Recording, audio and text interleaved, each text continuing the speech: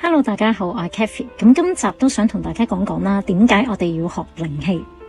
咁其實啦，靈氣啦，一直都喺我哋嘅身邊。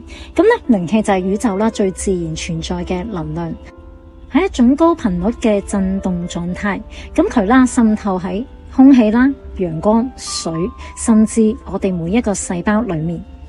而根據啦量子物理學嘅說法啦，其實宇宙嘅世事萬物啦，都係由波動能量構成嘅，包括我哋嘅身體、情緒、思想。